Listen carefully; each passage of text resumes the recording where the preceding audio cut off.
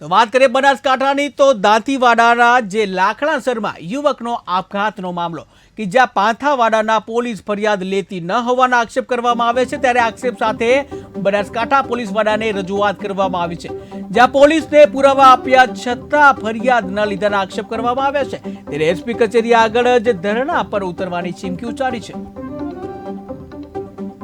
લાખણાસરથી આવેલા છે બારોટ પરિવારના રાહુલભાઈ તેજાભાઈની મદદ લેવા માટે કે સાહેબ અમને એસપી સાહેબ જોડે આયા, પણ પોથાવાડા પોલીસ સ્ટેશનની અંદર અમે ગયા। અમારો ભાઈ અમે અહીંયા એડમિટ કર્યો સરકારી દવાખાનામાં, રિપોર્ટ બનાવ્યા પછી સાહેબે કીધું કે તમે ઘેર લઈ દફન વિધિ કરો અને એનો ન્યાય હું અપાવીશ, એવી અમે સાહેબે બોલ્યા। પણ આજે સુધી કોઈ સાહેબે પગલાં લીધા નથી, એટલે અમે સાહેબ એસપી સાહેબની મદદમાં આવ્યા છે અને એસપી સાહેબ અમને જે ન્યાય અપાવે એ અમારે ન્યાય સાહેબ લેવો છે। બોલું હા સાહેબ, મારે છોકરાની વહુ હતી અને કોક સંગાથી આડા સંબંધો હતા, બરાબર છે। એટલે મારા બાબલાને ખબર પડી, એણે એની પૂછપરછ કરી કે તું આ મોબાઈલ કોનો છે, આ નંબરો કોના છે, જે હોય હકીકત મને કહી દે। પણ સાહેબ એને કોઈ હકીકત કીધી ના।